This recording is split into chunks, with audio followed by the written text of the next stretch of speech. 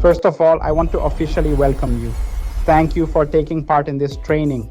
I truly believe that together we can make your business journey successful. Now, I have already discussed this before, how you should approach this business from day one. I want to make one thing very clear. There are no fixed rules in this business. Everything depends on your mindset. Do you want to take this as a long-term business, or are you thinking of doing it short-term? Because most people who come into Amazon or e-commerce, in the back of their mind, they think people are earning big money overnight, so we can also make fast money. But you must understand that this business is exactly like a local or physical shop. If you open a shop, you already know it will take time. At the start, you train the worker, then you set the shelves, then some items sell, some items don't. After some time, you gain experience and you understand how everything works. The same thing happens here. When you start working with brands and suppliers, the better your relationship becomes, the better prices you get, and your profit margins become higher.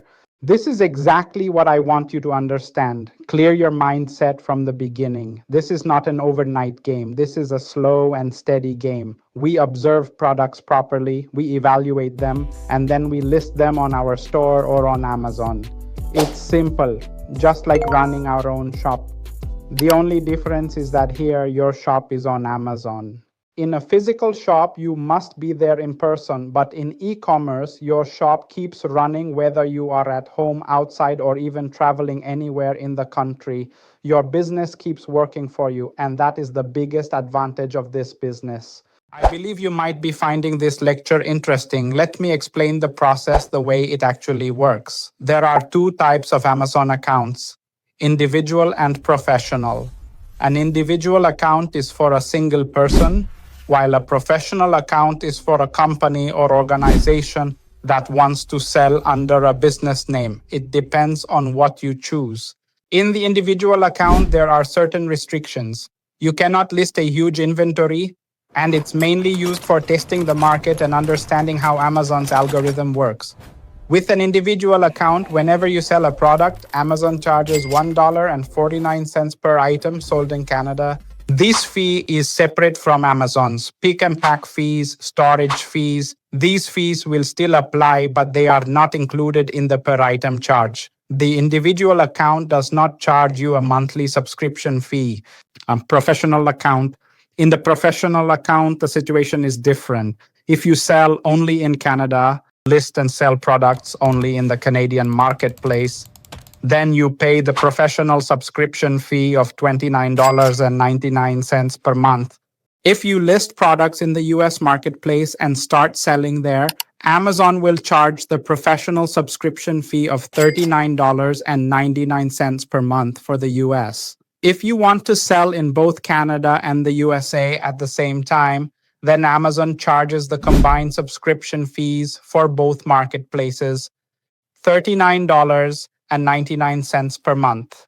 Amazon deducts subscription fees from your account balance first. If the balance is not enough, the fee is charged to your credit card.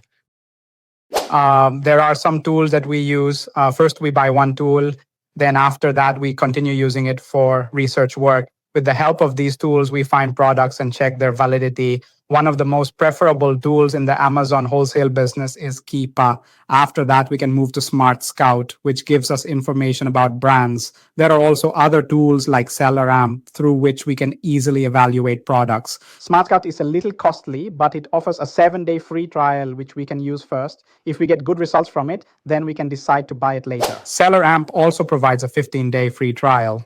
Keepa does not offer a free trial, but it is a necessary tool for Amazon wholesale business. All these tools help us understand how to evaluate a product. There are certain checks that we must consider before selecting a product. Among all tools, the most commonly used and reliable tool is Keepa. We use Keepa most of the time. If we understand the Keepa algorithm, then it becomes very easy for us to understand other Amazon tools as well, because their working is almost similar. There are some important terminologies. One of them is BSR. I hope you understand this with an example. In class, number one position is considered the best student.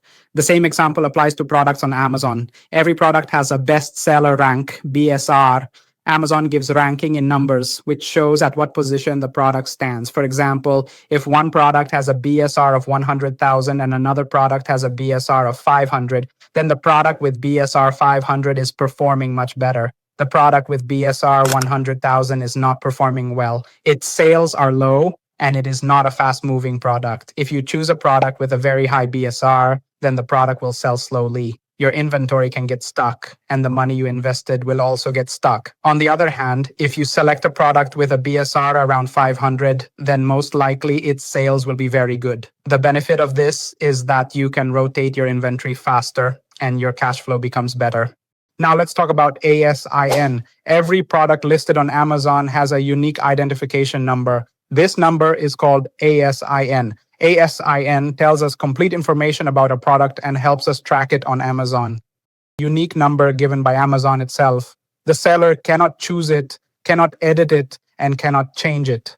For example, if you check a Colgate product, you can find its ASIN on the product page or in the search bar.